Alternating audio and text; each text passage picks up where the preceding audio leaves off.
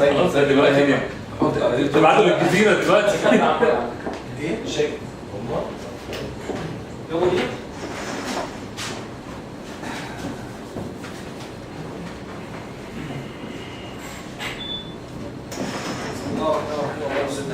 جينا بقى للجزئيه المهمه. الحته الاولانيه عمال افتح مجبر معلش. تعالوا بقى نخش في الجزئيه بتاعت الريكوايرمنتس نفسها. ايه بقى ده كله؟ ده كله انا واخده من الايزو 27000 الايزو اي سي 27002 اللي بيوضح لنا. يقول لك ايه؟ احنا عندنا شويه كلمات عايزين نبدا نعرفها. عايز اعرف يعني ايه كلاوز، عايز اعرف يعني ايه اوبجكتيف، عايز اعرف يعني ايه اوبجكتيف بتاع الكنترول والكنترول. الكلام ده كله بيتقال انا عايز اعرفه بس بجد. طيب اول حاجه عندك هتلاقي في عندك كلاوزز. ايه الكلاوزز دي؟ دي جمل، دي السكشنز اللي موجوده عندك جوه الايزو 27001 اللي لازم تحققها. يعني دي ريكوايرمنتس. الريكوايرمنتس ايه؟ الرئيسيه. زي مثلا لما اجي اقول لك ايه؟ مانجمنت كوميتمنت. الكلمه دي جينيريك قوي صح؟ هنفتفتها. تعالوا نشوف ايه هم الاول. طيب ايه هي الكلاوز؟ قال لك each clause contains a number ده اللي انا بقول عليه المكونات بتاعتها. a number of main security categories. يا نهار ابيض. عرفت ليه بقول لك احنا بنستخدمه براكتس كتير فمش شرط نحققه كله. حلو. each clause contains a number of main security categories. كويس. the 11 clauses انا عندي اصلا كام قسم رئيسي في الايزو؟ 11 requirement كبير جواهم حاجات لازم تتحقق. طيب the 11 clauses accompanied with the number of main security categories included within each clause are. ايه هم بقى ال 11؟ خد بالك السلايد اللي قدامنا ديت مكتوب قدام حضرتك اسم الكلاوز وما بين قوسين رقم يدل على العدد بتاع الايتمز اللي جواها. طب هو العدد الكلي كام يا مصطفى؟ 39. 39 حاجه لازم يتحققوا عشان اخد ايزو 27001. ده لو عايز تاخده كله كشهاده ممكن تاخد من 39 واحد او 2 او 10 او 19 ينفعوك صح؟ بس مش بسيرتيفيكت. بس مش بسيرتيفيكت. الله يفتحها عليك. ده اللي هو ايه؟ جايدنس وبيست براكتس. لكن شهاده 39. ايه هم؟ تعالوا ناخد ال 11 وهنقول في كل واحد فيه كام. اول واحد اسمه السكيورتي بوليسي. لازم يكون عندك سكيورتي بوليسي. طب دوت فيه من جواه كام كومبوننت؟ واحد. حلو الكلام. كومبوننت اللي هو السكيورتي كاتيجوري هو واحد. طيب تاني حاجه اورجنايزنج. حضراتكم تسيبوا لي ايميلات عشان الحاجات دي بتتكلم ماشي. تاني حاجه اورجنايزنج انفورميشن سكيورتي. ودي فيها كام سكيورتي كاتيجوري؟ 2. معلش انا اسف عندي حساسيه من التكييف مش من سرعه التكييف فلما بيشتغل ممكن نقفله ونفتح الشباك يعني. احنا مش هنطبق بس عشان اصلا فتحت الشباك هتسمع كل كلاسات خلينا كده احسن. ثالث حاجه الاسيت مانجمنت. ودي فيها كام سكيورتي كاتيجوري؟ 2. هيومن ريسورسز سكيورتي. هيومن ريسورسز سكيورتي ايه ده وانا هشتغل في اتش ار؟ لا يا فندم بس حضرتك المفروض تامن لي الموظفين في الجزئيه بتاعت الهيومن ريسورسز قبل الامبلويمنت. قبل ايوه واثناء الامبلويمنت وبعد الامبلويمنت. في ريكوايرمنتس كده بالظبط عندك فيها 3. فيزيكال اند انفايرمنتال سكيورتي فيها 2. كوميونيكيشنز اند اوبريشنز مانجمنت فيها 10. تمام يبقى خد الفيزيكال وخد الانفايرمنتال وخد الهيومنز وخد الاسيتس وخد الاورجنايزنج انفورميشن سكيورتي وخد البوليسي اللي بتحكم ده كله. معانا الكوميونيكيشنز كمان والاوبريشنز مانجمنت. وكمان اي حد بتاع سكيورتي قاعد هنا هيبقى فاكر اكيد الاكسس مانجمنت مين يخش ومين ما يخشش. يخش على ايه؟ انهي ليفل؟ الفيزيكال سكيورتي بالانفورميشن سكيورتي. دي علاقه. انا فاكر ايام زمان كنت قاعد انا كنت شغال في مايند ترايفون تراك جروب تمام. جيت في مره من المرات لقيت واحد زميلي اللي كان ماسك السيستمز وما زال هناك لحد الان لقيته قايم بيجري وداخل السيرفر روم اللي كانت موجوده في الدور بتاعي قدام مكتبي على طول، وكان بيصرخ في واحد بعنف، ولقيت اصلا وهو بيقوم يجري لقيت كذا واحد بيجري، انا افتكرت ان في زلزال في حاجه، انا اتخضيت. اتضح ان السيرفر روم فيها بابين، باب اللي عنده مكتوب البصمه بتاعت حضرتك، والباب ده يعني بتفتحه بيلف دوت نص دايره، والباب الثاني هو عباره عن باب جرار وليه سلم جوه بيقفله. حد كان خارج فجه عند باب الجرار، هو كان راجع تاني وتقريبا كان شغال في حاجه فايديه ممكن ما تتقريش، فسابه مفتوح على اساس ان هو هيرجع ويخلص شغله ويخرج يقفله. حلو الكلام. فجت شركه بدون ذكر الاسماء، انا فاكر اسمها، دي بتعمل مينتنس للكوميونيكيشن لينا في جروب من 12 دوله 52 سايت 2500 موظف. جاي يعمل المينتنس ما لقاش الشخص اللي هو زميلي كان بيتوضى تقريبا، فقال ايه استناه في المكتب، قعد طب لما اخش اخلص التاسك بتاعتي، كان مستعجل. الاستاذ المحترم لقى السيرفر روم مفتوح، راح داخل قاعد واخد الكيبورد بلاج اشتغل، عايز يدي لنفسه اي بي في الرينج بتاعنا، ادى اي بي ادرس اللي هو اكس واي زد ايه مثلا. لحسن حظه ان سوء حظنا احنا الاي بي اللي هو حاطه الديفولت جيت واي بتاع النتورك بالكامل 1800 موظف. بتاع الميل قال يسرق، بتاع الكوميونيكيشن كل الحاجات لما رجع من الحته اللي كان فيها كل الحاجات بتقع وكل التليفونات. فالفيزيكال سكيورتي اثر على الانفورميشن سكيورتي مانجمنت. صح كده؟ حتى الموضوع دوت موجود في دومين من ال10 دومينز بتوع السيزم، صح ولا لا؟ فيزيكال سكيورتي. حتى بقول لك الباب دوت مفصلاته تبقى من جوه مش من بره، بس حد يجي يقطعها ويديله كتف قانوني يخلعه ويخش، والازاز يبقى من ماده ايه والكلام ده كله. بس احنا عندنا مش الليفل دوت الفيزيكال بمعنى فيزيكال، احنا الفيزيكال اللي ريليتد بالانفورميشن سكيورتي انفايرمنت. تمام؟ حلو كده. حاجه بسيطه عمليه في لو حد جه على الجهاز بتاعك وحط فلاشه، دي كده مشكله فيزيكال ان هو دخل لحد جهازك. الموضوع مش حكايه بقى سيرفر روم ونحميه والكلام ده وبس، لا انت جهازك نفسه ما يعني مثال بسيط مقصود شفت بعيد ان انت ما حدش يجي يحط فلاشه فيه، لان كونه انه وصل انه يحط فلاشه فيه الانتخابات الالكترونيه. لما كنا بنتكلم في مره ما اعرفش كنت حاضر معانا، كنا بنتكلم على لو احنا حولنا الانتخابات لنظام الكتروني، طب احد العقبات ماشي عملنا النظام واشتغلنا، طب ايه اللي يضمن ان القاضي اللي قاعد اللي ما عندوش اي فكره ولا اويرنس في مجال الاي تي والسكيورتي ممكن يجي له حد دقيقه واحده بس انا بحط الفلاش عشان اديك شحنه زياده ولا مش عارف هشحن الموبايل بتاعي، احط الفلاش يغير السيستم كله، يحول الاصوات اللي شعبنا كام 1000 قاضي، واخد بالك؟ واترفضت الفكره بناء على ان الاويرنس اللي موجود عند الناس اللي مشغلين كلجنه العليا للانتخابات والقضاه ما ينفعش، وبالتالي ممكن يتم الاختراق بفيزيكال. يعني فيما معناه ان سيادتك بتحمل انفورميشن اسيتس ثرو فيزيكال كنترولز. طبعا طبعا حلو الكلام. انفورميشن سيستمز اكوزيشن، بالك من الحته دي يا احمد. انفورميشن سيستمز اكوزيشن ديفلوبمنت اند مينتنس هي 6 والاكسس كنترول فيها 7. خلونا في 6 اللي احنا وصلنا لهم سوري، والكوميونيكيشنز والاوبريشنز مانجمنت 10. نوصل مطرح احنا وقفنا اللي هي الانفورميشن سيستمز اكوزيشن وديفلوبمنت ومينتنس. لا ما بقول لك وقت المينتنس اللي يحصل وايه اللي يبقى على جهازي مين اللي مسؤول عنه، صح كده؟ وقت الشراء بشتري حاجه عامله ازاي، ولما باجي بديفلوب حاجه ازاي، حد يديني سوفت وير وليه اكسس عليه ولا ايه الوضع؟ تمام. انفورميشن سكيورتي انسيدنت مانجمنت، ازاي بنتعامل مع الانسيدنتس في السكيورتي. 2 بس سكيورتي كاتيجوري. بزنس كونتينيوتي مانجمنت 1. الكومبلاينس، يعني خلي ان انت دايما عندك كونتينوال امبروفمنت، وفي عندك انترنال اوديت وعندك اكسترنال اوديت، وده 3 مجموعهم 39. فانا عندي 11 كلاوز وعندي 39 سكيورتي كاتيجوري.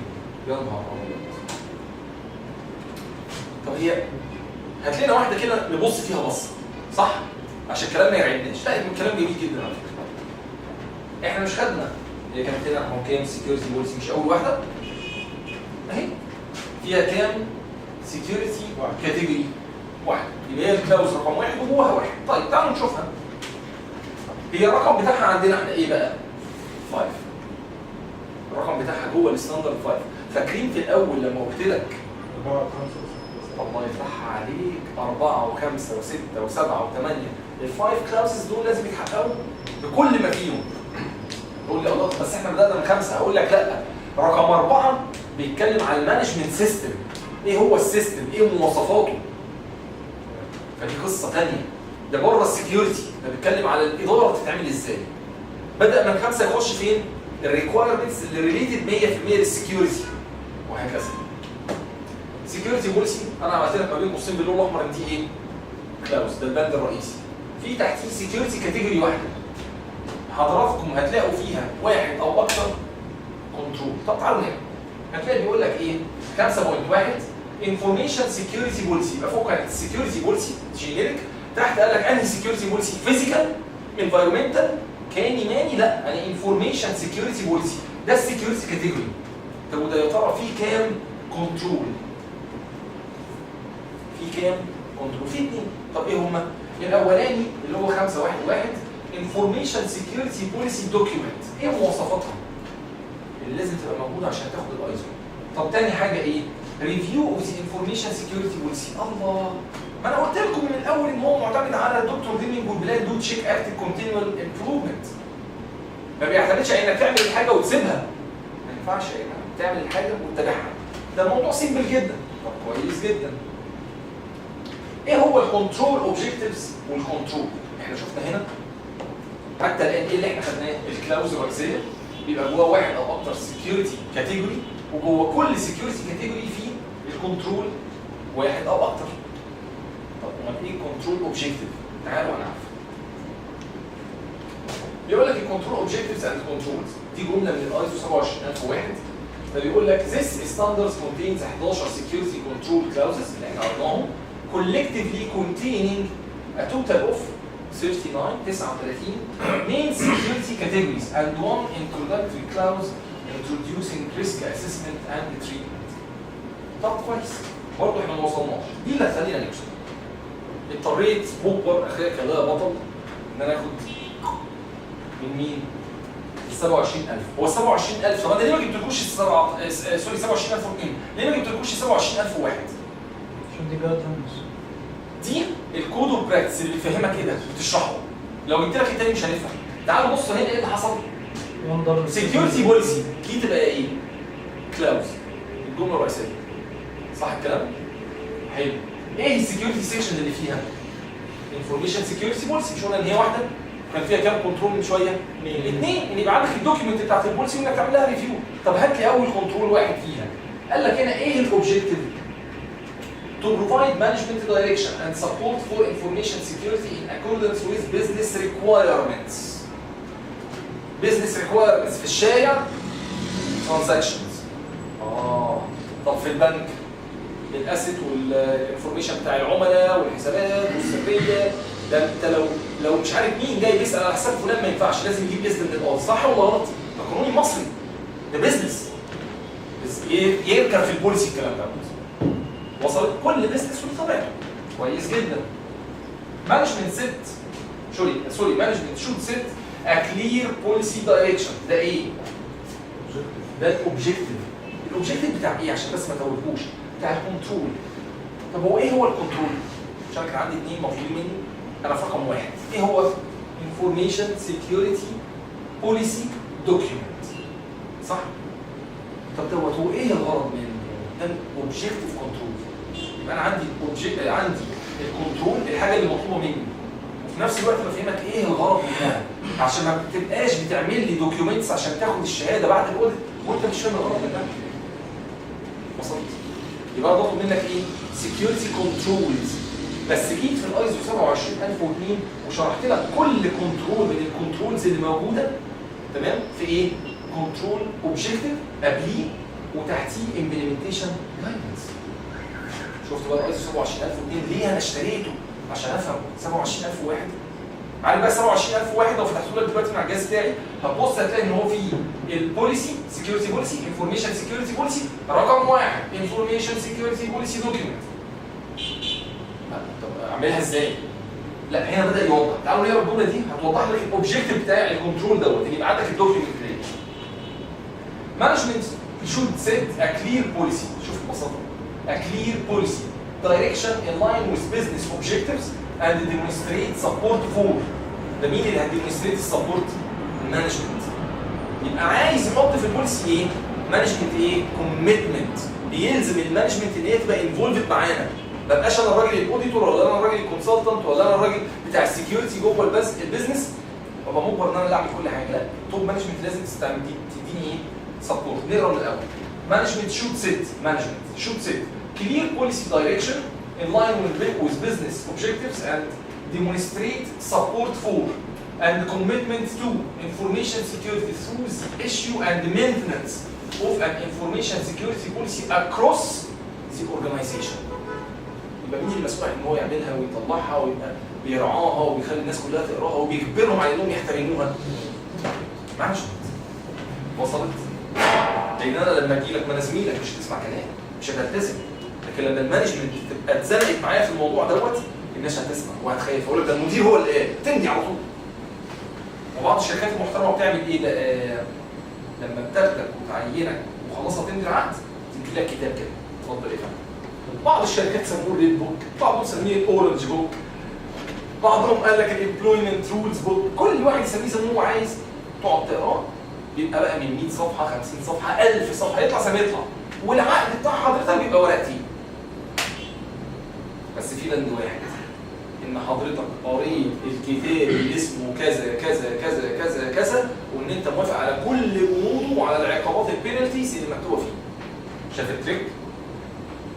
يعني هو العقد من الاخر عباره عن 1000 وصفحتين، 1000 في كتاب ورقتين في صفحتين.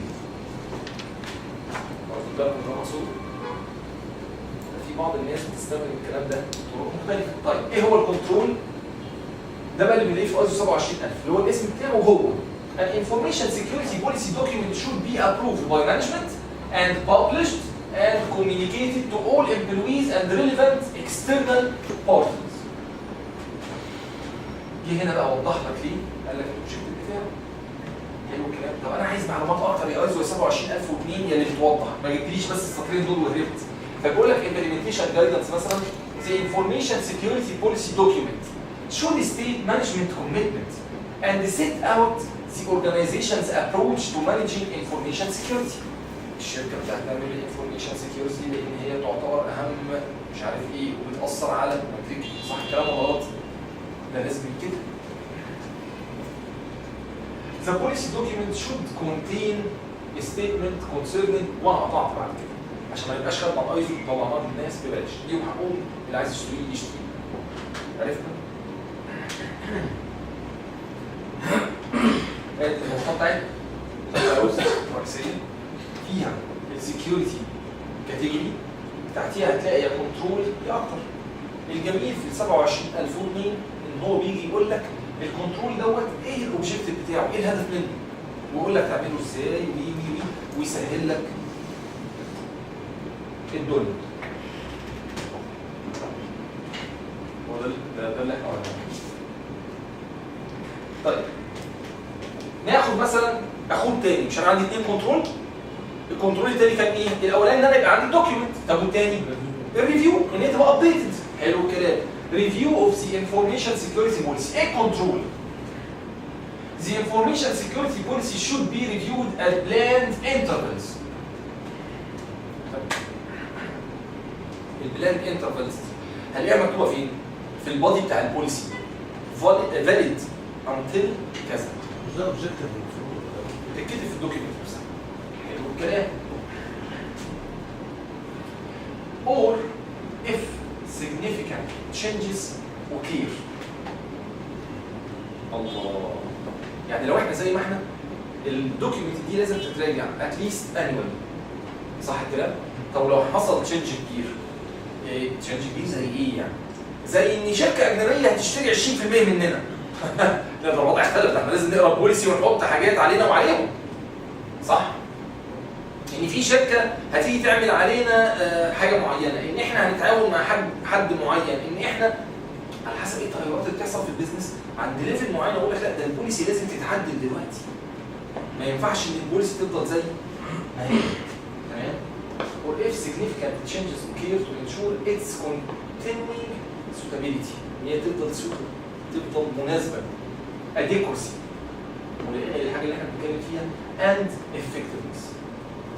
يعني عايزك تراجعها يا اما كل سنه يا اما بعد كل تغيير كبير يحصل للبيزنس والنيدز بتاعت البيزنس اللي احنا بنسميها ايه؟ ايفر تشينجينج بزنس نيدز. طول ما هو عايش بيتغير النيدز بتاعته بتتغير. طب implementation guidance على سبيل المثال قال لك the information security policy should have an owner.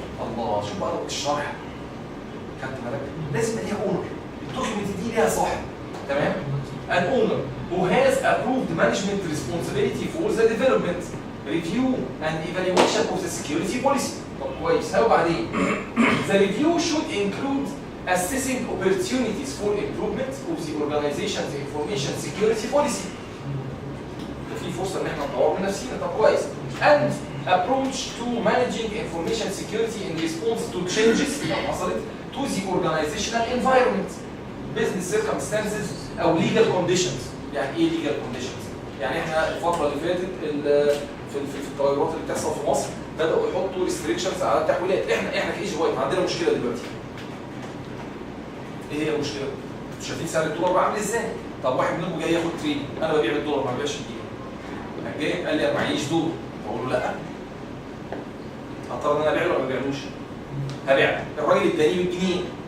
طيب انا عندي الحساب بتاعي بالجنيه في البنك وفي فلوس ورحت قلت للبنك حول لي.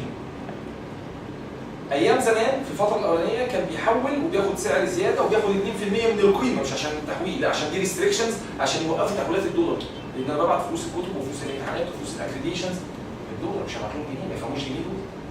صح مش دي العمله بتاعتهم؟ طيب اتعمل ريستريكشن دلوقتي ان انت ما تحولش الا اماونت معينه. واتعمل ريستريكشن ثالث ان انت ما تسافرش من المطار داخل او خارج. طب انا خارج كتفني. طب انا يا سيدي طلعت عملت لك شغل بره وراجع لك بفلوس، ما هو راجع مصر رحت مكتفني. دي ريستريكشنز ولا لا؟ ده تشينجز في الانفايرمنت ولا لا؟ كده مش هو مش بتكلم، انا بدي مثال على حاجه حصلت في بيزنس هتاثر. حاجه زي كده بتاثر في بيزنس ايا كان حجمها لازم تبقى موضوعه.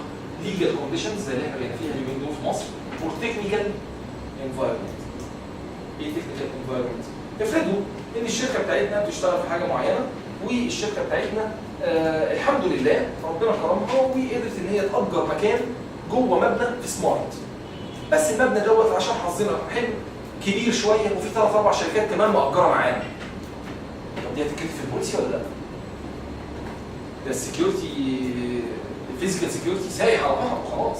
انت الدور الواحد فيه شركتين. يعني المكتب ده استاذ فلان شركه اكس، المكتب ده مدام علانه شركه واي. مفيش ما بينهم حاجه، الحيطه بتاعت المكتب من جوه لكن من بره ده يخش ده وده يخش ده. صح الكلام؟ الفيزيكال سكيورتي خلاص انت دلوقتي فري الشركه. يعني انا كنت من كام يوم عند تي اي داتا في مبنى رايا. فانا رايح ميتنج روم. ايه اللي جاب رايا ميتنج روم جوه مبنى سي اي داتا؟ فانا سبت الميل وسبت الميتنج كلها وجيت في اليوم وانا رايح في الطريق اول ما دخلت ها ايه الاخبار ومش عارف ايه وبتاع. اجي لك فين في المبنى؟ قال لي لا انت عارف الكتل اللي بعد المباني بتاعت فودافون قال لي قدامها مبنى ما فيش عليه اي اسم. قلت له مثلا قال لي ده بتاع رايا احنا مأجرين فيه دور.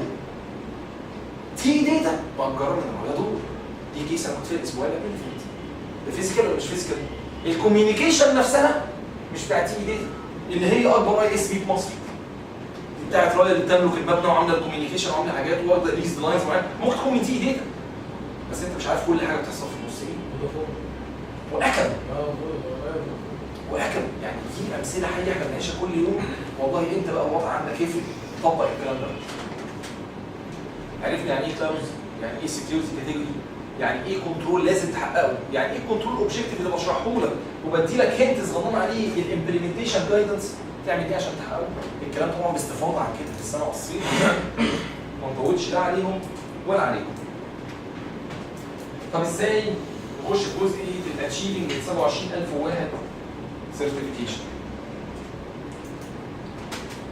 قبل ما نخش في الجزئيه دي او احنا فيها احنا عايزين نعرف ايه هي الاكريديشنز اللي موجوده.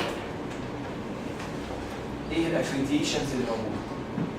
فاكرين الار سي بي؟ ار سي بي ستاندز فور ايه؟ ريجسترد سيرتيفيكيشن بادي.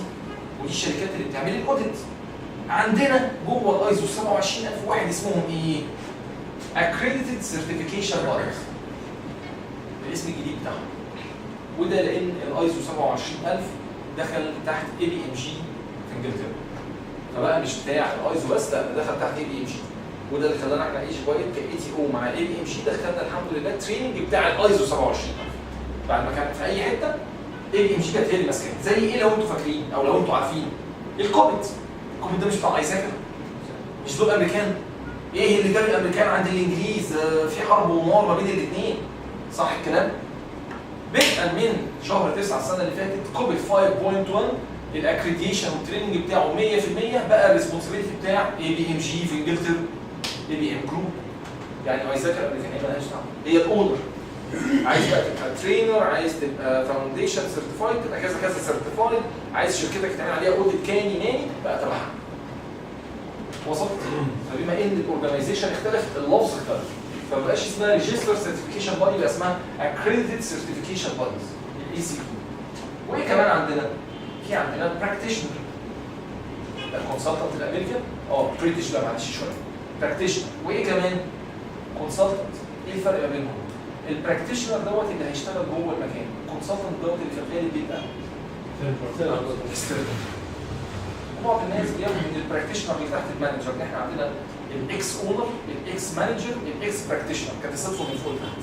في ناس بتشوفها كده وفي ناس بيقول لك ده الكونسلتنت الانترنال امبلويد انترنال فول تايمر، ودوت الاكسترنال اللي بيجي يعمل الفيزيت ويمشي.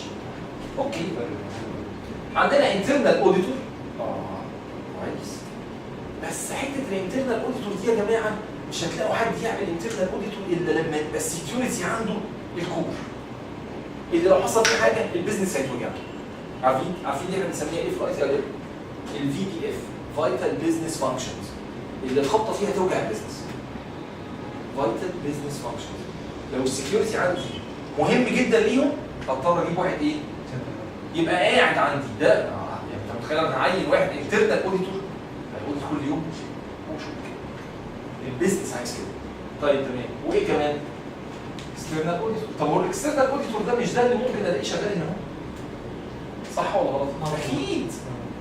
طب وانا عشان ابقى اي سي بي اللي هي كان زمان اسمها الار سي بي لازم يبقى عندي كام؟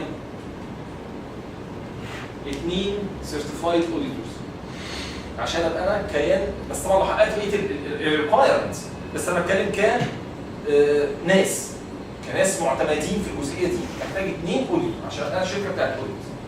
كويس جدا. ايه كمان؟ accredited training organization زي دي شويه. accredited training organization اللي فيها accredited trainer واللي فيها accredited courseware واللي فيها accredited exams واللي فيها accredited proctor الراجل اللي بيراقب. قصه زينا احنا كده، احنا اي تي والحمد لله في ايتل وبرنس 2 وكوبيت وايزو 27000. طب كويس. وايه كمان؟ ناشونال اكريديشن بوديز. مين دي؟ ديت عامله زي الهيئه اللي موجوده في مصر، الهيئه العامه للمعايره للجوده والمعايره، او المعايره والجوده. حلو الكلام؟ دي جهه مصريه رسميه مسؤوله عن الحكايه دي. تقدر تصدق ان كل الريجستر سيرتيفيكيشن بوديز اللي في مصر مسؤولين منها؟ ليه؟ جوه الجيوغرافيكال سكوب بتاعتها. افهم من كده ان انا عندي كل دوله او كل مجموعه دول فيهم بودي زي ده حكومي رسمي مسؤول عن الاوديت والجوده والمعايره والحاجات دي. طب هو ده تحتينا؟ لا يا فندم، ده الوحيد اللي مش تحتينا، ده في كوبريشن ما بيننا وما بينه. حلو الكلام؟ احنا بنيجي نقول انت في عندك ريكوايرمنتس معينه ولا لا؟ ممكن يقول لك نقول له طب دي الريكوايرمنتس بتاعتنا ودي بتاعتك، حطهم عشان اي سي بي في البلد دي يطبق الاثنين. ممكن يجي يقول لك انا عندي بس في الجزئيه بتاعتك دي مفيش، انت بس انت حاجه غريبه. خلاص خد دي لازم تتحقق هنا وانت تفتش عليهم في البلد دي لان دي بلدك. يعني هو بيراجع سيرتيفيكيشن بوديز، مش بيدي سيرتيفيكيشن للشركات، ده بيكنترول الاي سي بيز او الار سي بيز جوه جيوغرافيكال سكوب. كويس جدا. احنا كده عرفنا مين هو عمليا في مصر ده بيحصل. مين؟ بيني وبينك انا ما خدتش قوي في الجزئيه دي، بس انا اعتقد بشكل او باخر. يعني انت اثناء اجراءات بس انا ما خدتهاش بنفسي. والاوراق بتاعت الابلكيشن كاي تي او لا، انا كاي تي او انا فوق ده سلطته مع الناس بتوع الاوديت، انا ماليش دعوه بيه. انا بستخدمه ان انا بروح اشتري منه الايزو. يعني انا عن نفسي انا بروح اشتري الايزو منهم هنا وهم مكانهم في الامريكا تقريبا. بروح هو مش انا بروح ببعت حد يجيبهم، عشان كده مش فاكر اسمهم. ببعت حد يروح يجيب لي الايزو اسهل من ان انا اروح انفع الناس اللي بره واشتريه بسعر غالي. لا، انا اجيبه من بلدي وانفع جهه حكوميه هنا احسن لي.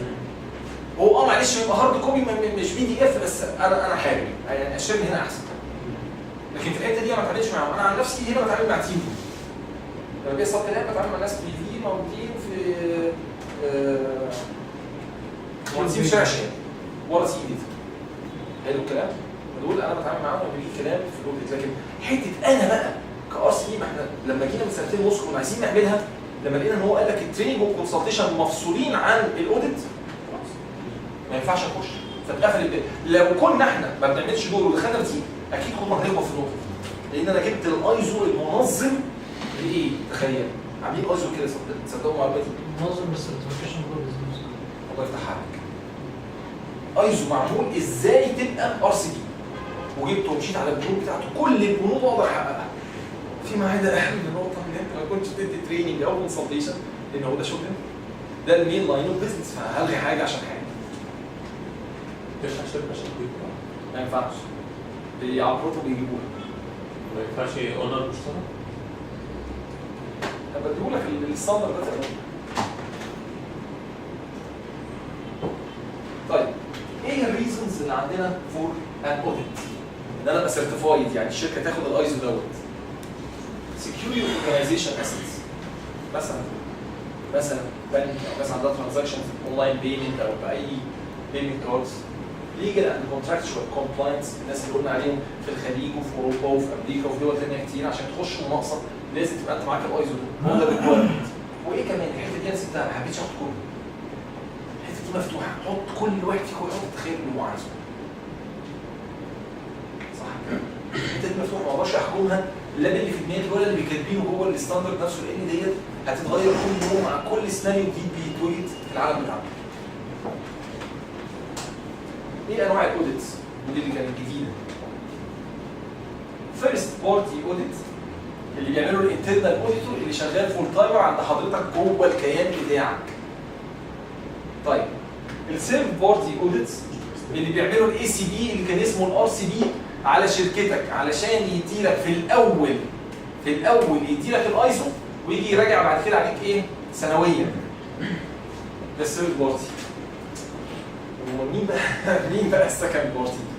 هو بتراجع السبلايرز بتوع انت قلتها بس الالفاظ انت رحلت مرحله. احنا في عندنا السبلاير والسيرفيس بروفايدر والكاستمر. دي اللي بيعملها ان الكاستمر بتاعك انت يجي يفتش عليك انت. مش احنا قلنا ان انت لو داخل مناقصه يجي يقول لك في شركات معينه في شركات معينه لازم تبقى واخد الايزو ده بعضهم بيجي يعمل اوديت عليك. احنا عندنا نفس الحاجه دي اسمها الشوبي. شوبي ده بيبقى حد من الكاستمرز بيجي المحل كل فتره معينه، وشيء يعني مش شيء راندوملي، يعني مش باوقات معينه، ويجي بعد كده بيبقى معاه زي فورم كده. هو طبعا يعني الفورم دي بيعبيها بعد ما بيخرج من المحل. بيشوف اول حاجه زي الكاستمر سيرفيس بتاعت الناس اللي شغاله، بيبتدي ان هو يشوف الاداء بتاع الناس اللي شغاله، اذا كان الستور مانجر، وبيحاول ان هو يفتعل المشكله، وبيشوف الستور مانجر بيحل الموضوع او لا، او بيكون موجود او لا، او هكذا. وبعد ما يخلص الموضوع ده بيبتدي يعمل تقييم، والموضوع ده بعد كده بيبقى فيه ريزلت كل كوارتر، وبعد كده اللي بيحقق الشوبي ده بيبقى واخد بونص. بس دوت مين اللي عملوه؟ انتوا عملتوا على نفسكم ان انتوا بتعملوا ناس كاستمرز فيرتشوال؟ احنا عندنا في بارت اسمه كاستمر كير، تمام؟ هو اللي بيبعت راندم كل فتره لاي ستور عندنا دوت. حطه تحت تايم وورد، حطه تحت الفيرست. بس احنا عندنا في بيجي كل فتره شائع، سبيشال كايند اوف فيرست شائع. طب تايب 2 بقى دوت اللي هو السكند بارتي. خدت بالك حضرتك هتيجي تورد لي حاجات من عندك. حلو الكلام؟ انا الفندور، انت الفندور، وانت اللي عندك الايزو، او انت اللي عايز تطبق الايزو. خدت بالك؟ جاي يبيع لي حاجات من عندك. حلو الكلام؟ مثلا مثلا انا شركه كبيره كوربريت، انا كوربريت اكس، كوربريت اكس عايز اديلكم البنك يا محمد علشان خاطر هنخلي البي رول بتاعنا عندكم.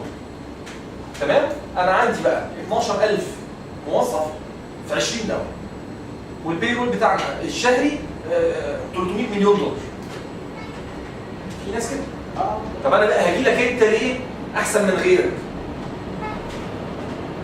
صح الكلام؟ فانا بروح له الراجل دوت لو اتضرب ضربه واحده هيوجعني انا في مبلغ عامل ازاي؟ او ممكن انا لو اتضرب عنده. انت لو جيت بصيت في البنك هتلاقي ان 80% من الفلوس اللي بيستثمروها مش بتاعتهم، دي ايداعات، صح ولا غلط؟ طيب يبقى احنا نعمل ايه؟ نروح احنا نأودت عليه، الاودت بتاعنا احنا عليه اسمه السكند بارتي اوديتس، ده اودت من كاستمر على البروفايدر، مش من البروفايدر على نفسه زي اللي انتوا قلتوها واللي انا قلتها ده فيرست، ولا الثيرد شركه اودت جايه تاودت عليك عشان تديلك الشهاده. لا الكاستمر بتاعك طبعا مش اي كاستمر، مش كاستمر انديفيدوال، كاستمر كوربريت، وكل ما كبر كل ما الكلام ده هيبقى عقلاني جدا. النقطة الحاجة ده اللي بيحصل عندنا بيحصل اللي هو الثيرد ده والسكند، يعني السكند ده بيحصل من فايزر او روش، شركات اللي هي انتوا شركتكم بتعمل ايه الاول عشان نفهم دول بيعملوا ميديكال ايه؟ سيرش، ميديكال سيرش حضرتك احنا الشركة بتاعتنا بتعمل ابحاث طبية، فايزر مثلا او روش. بتاخد ايه منك فايزر او روش؟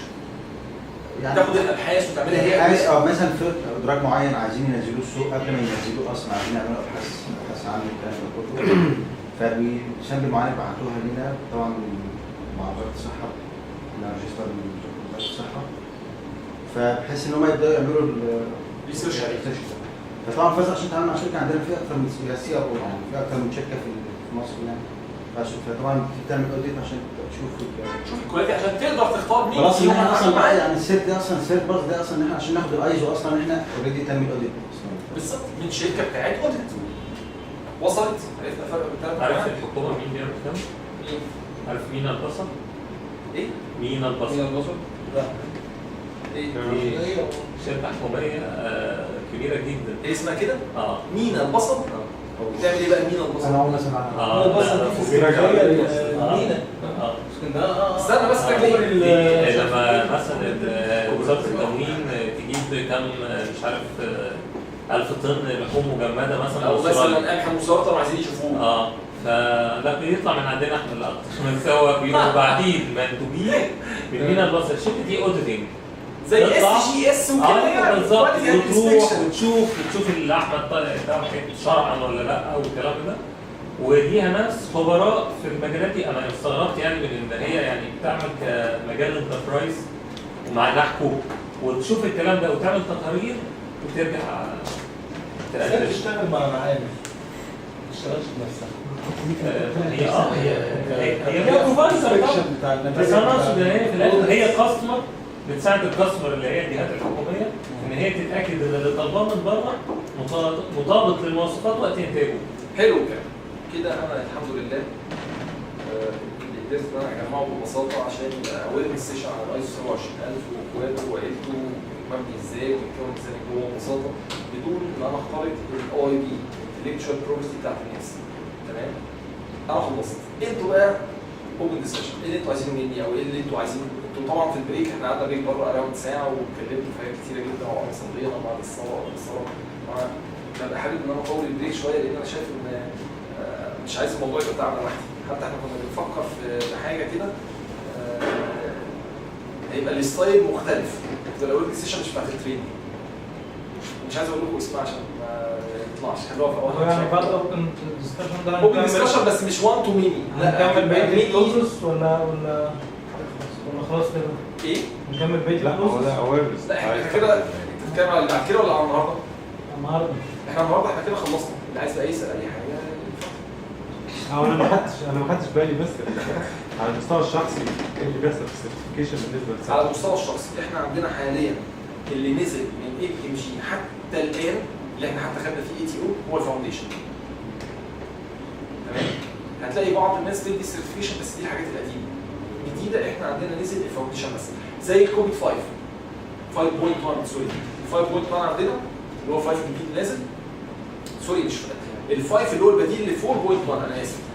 كوفيد 5 احنا اللي عندنا نازل فاونديشن. طب لو جيت حضرتك بصيت لل 4.1 اللي بتدرس في دبي وهنا وهنا وهنا هتلاقي فاونديشن وهتلاقي براكتيشنر وهتلاقي اوديتور لسه الحاجات دي بتتعمل. تمام؟ فاحنا بما ان لسه الاتحاد اللي حصل دوت حصل في شهر 9 وفي شهر 10 في سنه 2012، احنا مش لاحقين، الموضوع لسه طازه. احنا لسه اول كورس ان شاء الله باذن الله كوبيت 5 فاونديشن وايزو 27000 فاونديشن هيبقى عندنا اخر اسبوع في شهر مارس الاثنين و4 السبت الخميس 3 ايام و3 ايام. اول كورس في ده وده.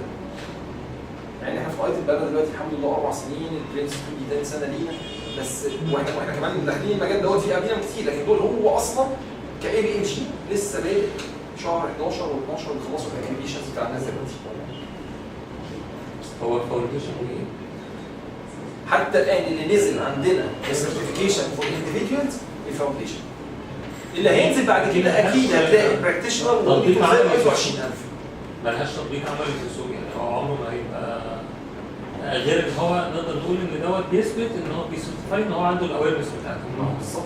لو انا بنك او لو انا شركه زي كده، ده انا لازم الموظفين يبقى عندها الكلام ده عشان الكومن لانجوج والكومن ترمينولوجي تبقى موجوده، نعرف نتكلم. زي احنا لما بيجي واحد يروح واخد لك ايتل اكسبورت ويروح عايز يطبق ويرجع لي بعد شهرين بيعيط ويقول لي انا فشلت. بقول له عشان حاجه بسيطه جدا، انت الناس بتوعك خدوا تريننج او انت عملت لهم نولج ترانسفير؟ يقول لي لا. قلت له يا استاذي العزيز اللي حصل ان انت خارج من شركتك بتتكلم عربي وانجليزي زي زمايلك. يقول لي صح. بقول له انت بعد ما خدت الاكسبرت انت راجع تتكلم بالنسبه لهم صيني. انت بتتكلم لغه هم مش فاهمينها، هو مش قادر يفهم الفرق بين انسيدنت والبروبلم، ما هو مفيش ترمينولوجي اصلا. مش عارف يعني ايه تشينج، مش عارف يعني ايه كونفيجريشن ايتم، هيشتغل ازاي؟ فاللي احنا بنتكلم فيه ان الاكريديشنز نازله مع بعضها، حتى الان اللي نزل فاونديشن اللي يقدر يبني عند الناس كلها كومن ترمينولوجي وايه هو الايزو وايه بنوده الكلام ده كله بالكامل. بعد براكتيشنر بعد كده هيروحوا عاملين براكتيشنر واوديتور شهادتين بس. الأوديتور زي هو ما احنا عندنا في الإكسترنال. الايزو 20000 الثلاثه فاونديشن والبراكتيشنر والاوديتور. الاوديتور بتاعنا هو الاكسترنال. طب ايه الفرق بين البراكتيشنر؟ الفرق ما بينه وما بين البراكتيشنر بيبقى تريند هاو تو امبلمنت هاو تو كونسلت. التاني ملوش في كده، التاني بيجي معاه ريكوايرمنتس هاو تو اوديت سين جيم. التاني لا بقى بيشوف ايه السين ويحللها ويشوف ازاي يعملها ويجيب الورق ويجيب الناس ويعمل ميتنجز ويعمل التراك بتاعهم مش مرتبط ان واحد فيهم خد حاجه بالظبط. فاونديشن بس البريف كويس. انا لما جيت بس اخد انتوا ازاي هتعملوا كورس للاوديتنج وانتوا مش سيرتيفيكيشن بوديز؟ ايه اللي هو انا اعرف ان بتدي كورسات الاوديتنج هي السيرتيفيكيشن بوديز. ما انا عايز 20000 اوديتور واخدها من مكان ما هوش بتاع اوديت، واخدها من اي تي او، وعشان كده احنا مسمينها اي تي او اكريديتد تريننج اورجانيزيشن. اللي مسؤول عن التريننج اللي هو الاي تي او، اللي مسؤول عن السيرتيفيكيشن للكيانات نفسها الاورجانيزيشنز الاي سي ار اكريديتد سيرتيفيكيشن بوديز. ده بيعمل حاجه وده بيعمل حاجه، عشان كده هم منفصلين. اول مره اعرف الموضوع. اديك عرفت معلومه جديده. ده تبع اي بي ام جي في انجلترا، احنا عندنا الدنيا مفصوله شويه. يعني ممكن يطلع من عندك اسيسورز من التدريب. طبعا، بس انا ما اقدرش اروح اعمل اوديت. واللي بيعمل اوديت ده احنا قايلينها صراحه بس انتوا عشان كده شويه، واللي بيعمل الاوديت ما ينفعش ان هو يديلك ايه؟ عكس اللي انت بتقول، ما ينفعش ان هو يديلك تريننج، لان هو لو ادالك تريننج وجه عمل عليك اوديت الشهاده مالهاش لزوم. انا فاهم الموضوع ده، بس انا قصدي مين اللي يقدر يديني كورس ليه ATO. مثلا؟ ATO Accredited Training Organization. Accredited Training Organization اللي فيها تحتيها الاكريديتد ترينر زي انا كده. والاكريديتد ترينر نوعين، ليد والعادي. انا ليد. ايه الفرق؟ الفرق ان هو كل اورجنايزيشن لازم يبقى فيه واحد يمانج الباقيين. يعني على سبيل المثال مثلا في الاي تي اي ال انا ليد ترينر، باشمهندس يحيى هو الترينر. مع ان يحيى اكبر مني ب8 سنين وخطوط اكبر مني، هي مش دي النقطه. هي النقطه مين اللي ماسك الكوميونيكيشن هنا؟ وفوق مين اللي مسؤول؟ بوينت اوف كونتاكت يعني. الاكونتابيلتي. مين الاكونتابل؟ مش الريسبونسبل. هو ريسبونسبل عن تريننج وانا ريسبونسبل عن تريننج. لكن مين الاكونتابل عن الاورجنايزيشن دي قدام اي بي ام جي؟ انا مش يحيى. فالشغل الاداري انا، تريننج انا. يحيى تريننج بس مالوش الشغل الاداري. اداريات اللي ماسك العلاقات واللي ماسك بس الاكونت. التقسيم دوت في ام جي بس ولا في كل؟ انا بتكلم على الاي ام جي، الناس الانجليزي اللي هنشتغل معاهم. فاحنا عندنا اللي منزلينه حاليا التريننج بتاع الفاونديشن، وبعد كده هيبداوا ان هم ينزلوا بقيه الحاجات. احنا كان عندنا في الايزو 20000 الناس اللي احنا بنشتغل معاهم كان عندهم ثلاثه. الفاونديشن اللي هي عباره عن انتروداكشن بس الاسم بتاعها عندنا احنا اسمها فاونديشن، بعد كده البراكتيشنر، بعد كده الاوديتور، والاثنين دول ما لهمش علاقه ببعض في الريكوايرمنت. يعني ما فيش حاجه بينهم، يعني مش ده الثالث فلازم تاخد الثاني. كله فاونديشن بس. الاثنين مبنيين على فاونديشن، بس في حاجه جميله بقى في الايزو 20000 ان الريكوايرمنت بتاعهم يا اما فاونديشن للايزو 20000 هي الفاونديشن بتاعت الايتم. طب انا اكسبرت في الايتم سكيب الايزو 20000 فاونديشن وصلت؟ طبعا. فانا لما جيت دخلت على ده على طول وده على طول الاكسبرت بتاعي بالظبط. في الايزو 27000 ما اتقالش لسه، ما اقدرش اتكلم على حاجه لسه بيعملوا لها الديفلوبمنت بتاعتها. فاللي نزل حتى الان الفاونديشن. ايه اللي بعد الفاونديشن؟ بنسبه 95% هيبقى براكتيشنر زي اخوه براكتيشنر وهيبقى اوديتور. هيعتمدوا على ده ولا لا؟ انا شايف بنسبه كبيره طبعا. ايه البديل؟ ما عندناش بديل ليه.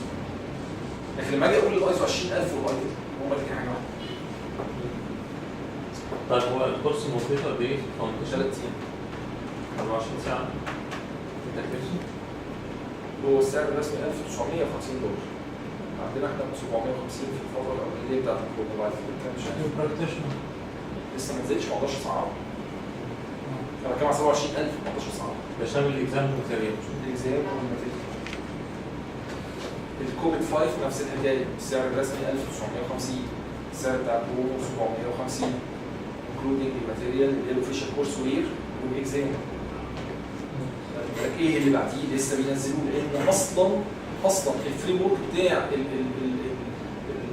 الكوبيت لسه بيتعملوا ديفلوبمنت. حتى في اول سيشن فاكر الشهر اللي فات قلنا ان هم لسه بينزلوا فيه بابليكيشنز. انت عندك 27000 نزل، امال ايه اللي بتعملوا ديفلوبمنت؟ السيرتيفيكيشن. ازاي اخد منه واعلمك ان انت تبيلد فتبقى براكتيشنر، او انك تاوديت فتبقى اوديتور. هو بيديفلوب تريننج ماتيريال لكن الستاندر جاهز. بس ده فيرجن لكن في الكوبيت لسه بيديفلوب الفريم ورك نفسه ما خلصش. لا في 27 كان موجود من الاول ان انت تبقى اوديتور، بس ده ايوه فيرجن جديد موجود بس مش تبع ال ام جي. مش لكن بدءا من شهر 9 السنه اللي فاتت بقى تبع ال ام جي. فكل الدنيا. طب انا هدي لك مثال تاني. الايزو 20000 مش الامتحان بتاع الفاونديشن كان موجود على بروميتري ب $145 وعلى في ما اعرفش كام، بس عشان احنا بروميتري فعارفه. صح الكلام؟ تمام. حلو الكلام. ايه اللي حصل بعد كده؟ ال ام جي راحت واخده الايزو 20000 حطيته تحتها قبل ال 27 والكوفيد. ايه اللي حصل لما حصلت الحكايه دي؟ ده في شهر 6. اول ما الكلام ده حصل يا استاذي حضرتك خش سيرش على بروميتري وفي اي تلاقي الايزو 20000 اللي كان بيتاخد سيلف ستادي اللي هو فاونديشن اتشال، الامتحان بتاعه اتشال. فبيغيروا في السيرتيفيكيشن نفسها. فكان بيجيني واحد يدفع لي $145 يخش ياخد الامتحان وهو مذاكر ايتم ويعرف يخبط شويه وبينجح. دلوقتي $1650 سعر الكورس.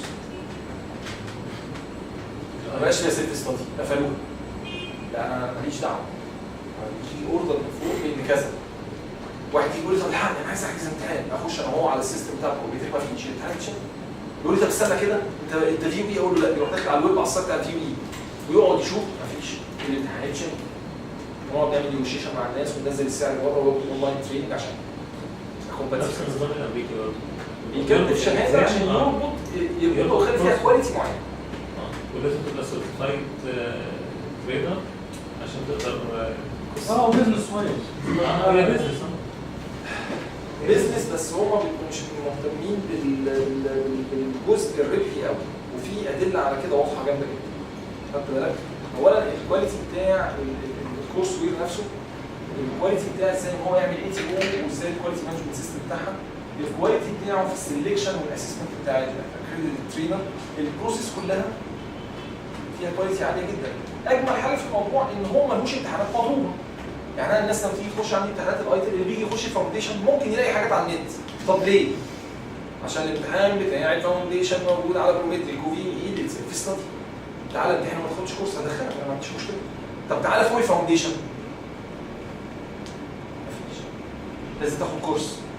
طب روح بقى على النت حاول تشتري امتحان، مش هقول لك تلاقي امتحان، اشتري امتحان مش هتلاقي.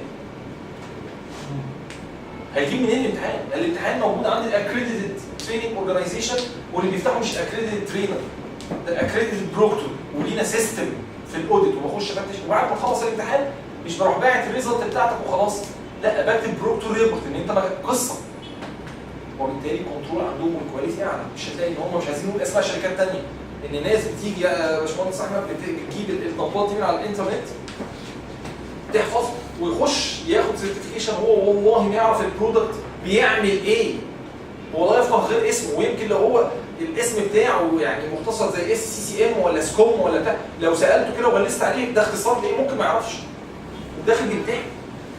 هم ما لهمش في الكلام ده الحقيقه. فهو بيحافظ على الكواليتي بس في نفس الوقت الكواليتي دي ما بتبقاش ليه ولا للبراند بتاعه، دي لحضرتك كمان الشخص اللي هياخد السيرتيفيكيشن ديت.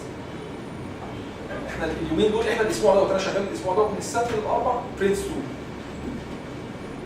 تمام، ومعايا ناس من شركات وهميه، الواحد منهم بيبقى ماسك 10 15 بروجكت 30 40 مليون في نفس الوقت. حاجات طبعا ما شاء الله وهميه. تعال اتفرج بيتكلم على الدي وعلى الناس خدت البرنس والله العظيم. امبارح يعني 4 دخلوا الامتحان، واحد وبعد كده 3 والنهارده واحد. اول واحد دخل الامتحان لما يعني كان عاملين لنا ذعر في الكورس، عايز انجح ذعر يعني ذعر نفسي. عايز اقول لك ان هو بعد ما نجح في الامتحان والله العظيم قعد سالني 3 4 مرات وانا نجحت لحد ما هو بيجي في اخر الامتحان بيدوس سبميت ريزلت بعد ما تطلع له النتيجه على طول للايميل بتاعي. جاله الميل بقى ماسك الايميل على الموبايل بتاعه ويقول لي هو انا نجحت.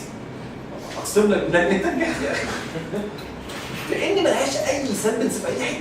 فالراجل مش قادر يصدق ان هو وصل للليفل ده ان هو واخد حاجه ما هياش سوري في اللفظ ما هياش محروقه، ما هياش مبتذله. حاسس ان هو بقى ليه قيمه دلوقتي، حاسس ان هو لما يخش يقول انا معايا برنس 2 في المكان الفلاني الراجل ده ممتاز. لما ابص الاقي واحد جاي من الكويت من بيت التمويل الكويتي لان هو مش لاقي حد ياخد الشهاده دي عنده وجاي هنا ياخدها. هو مش جاي عشان خاطر ايش بايت، عشان بس يبقى صلح معلش محدش يعرفه. هو دخل دور في الاي تي اوز مين اللي في المنطقه، ده ايجي وايت، ايه الشركه دي فين؟ دي في مصر، راح جاي. ده الكواليتي. لكن الناس الثانيه انتوا عارفين مش انا الواحد اللي عارف انتوا عارفين كلكم تكنيكال زيي صح؟ دي تعتبر هيئه ولا شركه؟ شركه انت عندك الموضوع ببساطه ان انت عندك كيان فوق كان ايام زمان اللي هو الOGC اللي هو الاوفيس اوف جفرمنت كوميرس. ده بدا من شهر 6 2011 يبقى الكابينت اوفيس مجلس الوزراء في انجلترا، كيان حكومي. ده تحتيه 2 ارمز، في الارم اللي هو بتاع TSO ده بتاع الببليكيشن، ده ستيشنري اوفيس ده اللي بيطلع المانيوالز بتاع الحاجات الريفرنس، والدراع الثاني ABMG ABM جروب ده بتاع الاكريديشنز كلها، حتى بتاعت ACD زي ما احنا ACD زي ما احنا شفنا من شويه. الناس منظمه وهو اصلا كان حكومي لا يهدف للربح يعني مش كبير. والناس اللي شغاله في الاكريديشنز وبتاع بتاخد فيس على الامتحان ولا بس تحافظ لك على السيستم اللي انت حاططه يا اللي فوق يا اللي انت اصلا حكومه مش تهدف للربح. عمليه منظمه وليها سيستم. في الولايات المتحده تقريبا اسي او حاجه زي كده في كيان هناك وفي والانسي وحاجات كتير هناك بيحاولوا يعملوا بس الانجليز ماشيين على السطر. هو مش كل حاجه.